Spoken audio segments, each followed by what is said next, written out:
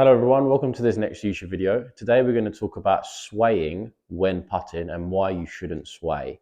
Let's get into the video.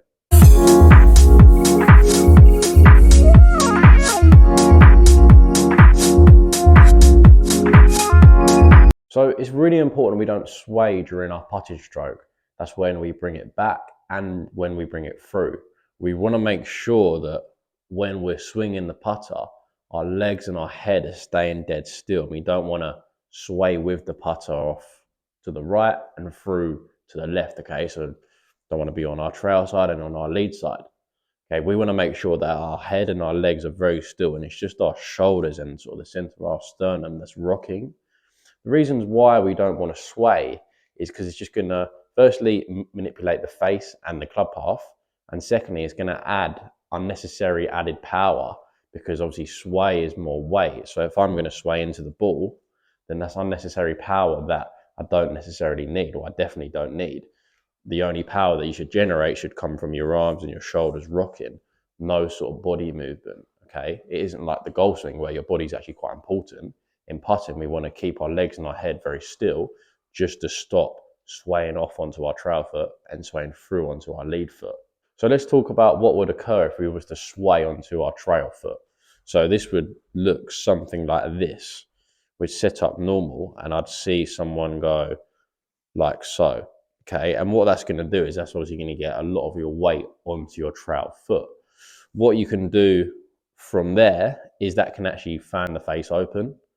And then from there, if the face is fanned open, then and you don't regain the ground, then you're going to leave the face through and come sort of really far from the inside and stay quite back on it, okay? Whereas if we stay centered, then that face can then stay a bit more shut. So swaying off it can definitely cause an open face, and then can cause us to get sort of trapped behind it, causing that push, yeah? If we was to sway forward, that's then going to shut the face, okay? And that's actually going to cause that path to come left as well. So instead of obviously swaying off right and causing that right path, swaying into the ball is going to cause a left path and is actually going to shut the face down, okay? So both ways, whether you sway off to your right foot or onto your left foot, both ways can cause poor face and a poor path.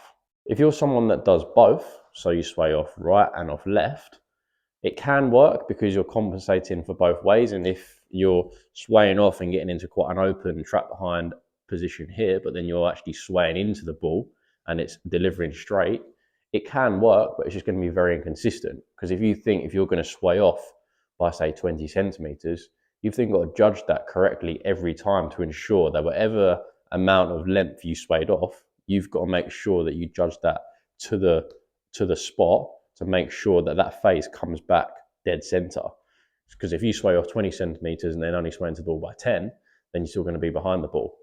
Or if you sway off by 20 centimeters and then you sway in by 30, you're then going to be too far ahead of the ball and you're going to end up pulling it. So it's much easier and much more consistent to make sure that our head always stays still and we're just rocking the shoulders.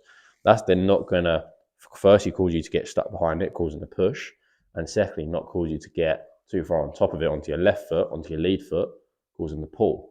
So just by staying central is far more consistent and reliable as well, because you won't be having to judge and guess all of the time. So if you're someone who thinks that you may have a little bit too much sway in the backswing or in the forward swing, I'd recommend getting the mirror down and placing it just under your eye line. And what I want you to do is feel like your eye line staying in exactly the same spot fixed on the mirror. Because if you're going to sway off to the right, you'll then see your eye line move off to the right. And if you then sway left, you'll then see your eye line obviously move left. So just by having a mirror laid down under you, you'll then be able to measure and make sure that your eyes are always staying in that fixed position. So I hope you enjoyed that small video on swaying. Just obviously a reminder for you that if you are going to sway, it does work, but it's very inconsistent because obviously you've got to judge. So I'd recommend making sure that your legs and head are always very still during your putting stroke, and you should find that you can consistently bring the club face back where it needs to be. So yeah, if you could like and subscribe, and I'll be back next week with another video.